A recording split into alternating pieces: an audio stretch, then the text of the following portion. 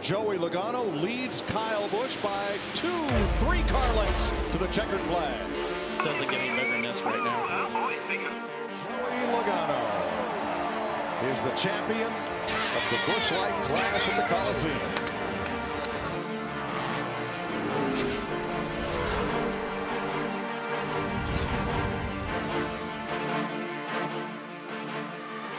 Hey race fans, welcome into Studio 3 here in Charlotte, North Carolina. I'm Alex Weaver, joined as always by Alan Cavanna, and we're excited to be back for the preview show delivered by DoorDash. And AC, when we're back here in studio, that means we are oh so close to the cars on the track, and it all kicks off with NASCAR's 75th anniversary year. It's going to be a really fun year for the sport. We are back. We're starting out on the LA West Coast once again, clash at the Coliseum, but 75 years of all that history, and we get to keep moving forward. It's going to be such a fun season. When you think about 2023, what's the first thing on your mind? Yeah, one of the big storylines for me that I'm looking at is it's Kevin Harvick's last ride. He's a Hall of Famer, undoubtedly he's going to be. He's a champion of our sport, and he announced on social media during the offseason that 2023 will be his final full-time season, and I always love when these guys give us an opportunity to celebrate them all year. Jimmie did the exact same thing with his retirement, so I'm excited to honor Kevin Harvick's legacy this year. Best thing about that, it's not like it's old man Harvick. It's still, I can go out there and I'm going to win Harvick. He's going to win. Yeah. It'll be.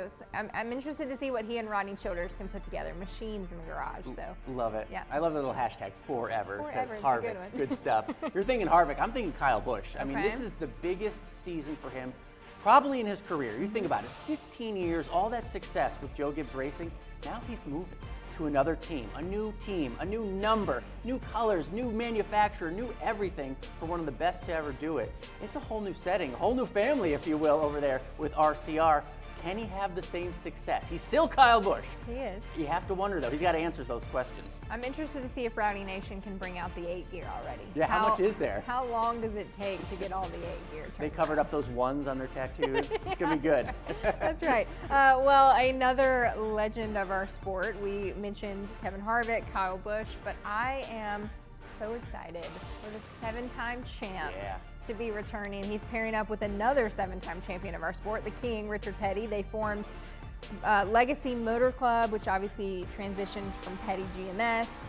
He's going to be in select races this year. He's starting with the Daytona 500, and then he gets the interesting dynamic of his teammates with Eric Jones and Noah Gragson. So the old guy and the new kids. Yeah, a little young, little old. It's just great to have Jimmie Johnson back, So especially at the Daytona 500. We talked about the legends, right? Harvick, Busch, Jimmie Johnson. How about the young guys? Tyler Reddick, a big year for him too, because with Kyle Busch at RCR, Tyler Reddick moves to 23-11 racing. Reddick had 3 wins last year, really breakout for him. He's got to bring all that success over to a new team, pairing with Bubba, pairing, in a Toyota. What can he do? Can he keep that momentum going? You have big expectations for him. I do. This is one of my hot takes of the season, I guess you could call it, but I think Tyler Reddick alongside Chase Briscoe, I think they have breakout years this year. I know they won back in 2022, but I think it's multiple wins for both of those guys. No pressure, young fellas. No pressure.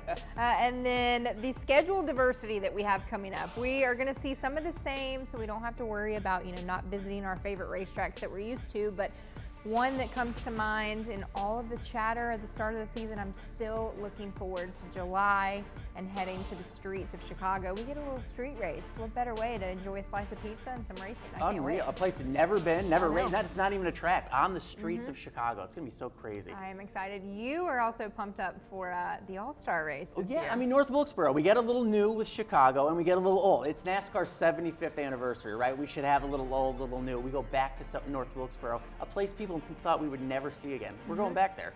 Well, last year at this time, it was a bunch of question marks. We have some of those question marks filled, answered. I mean, look, it was all at the next-gen car going into last season, right? This year, it's all about making some improvements. The racing was so good last year, 19 different winners. All the parity that we saw, they're trying to make it even better. NASCAR and 6 of its teams, they went out to Phoenix a few weeks ago to test some tweaks to this next-gen car specifically for the short tracks. They tested out some new aero parts underneath the car, a smaller spoiler, again, for the short tracks, maybe even a muffler that we could hear at the Coliseum out in Chicago. We'll see when NASCAR settles down. But again, the goal is to improve on all the good stuff that we saw last year. They want to make it even better, and that's a great thing. Always improving for 75 more years. Yeah, there you go. We're in the, officially it's the 75th year of NASCAR. Hard to believe we've reached that diamond anniversary, but it's going to be a heck of a year. How you feeling? Yeah, you think about all the memories that we've seen in 75 years, all the cool moments. For the Coliseum, we have 1 year to look back on, not too far. What do you remember about that first Coliseum race? I just remember the cars coming out of the tunnel, and it's an iconic sports venue where it's, you know, had Olympics and World Series and football games, and they pull out and it's this brand new racetrack, and the background is the Hollywood sign in downtown LA. It was just absolutely insane. Anything new is so fun, especially when you put those stock cars on there. And it came down to Kyle Busch and Joey Logano, two rivals, two of the best. Joey Logano laid it down at the Coliseum, rode that momentum all the way to a championship. That's what I loved. First win in the next-gen car, first burnout in the next-gen car. Awesome. It still works exactly the same. All right, well, that's a good time for us to plug the first race that you get to watch. Race cars are back on track, folks. It's the Busch Light Clash at the Coliseum in downtown LA. Make sure and tune in to all of that action. 8 p.m. Eastern on Fox. It'll be a little sunset night racing out there in LA. We are back. Racing is back, and we'll be back here on the run-up to the Daytona 500. We'll see you then.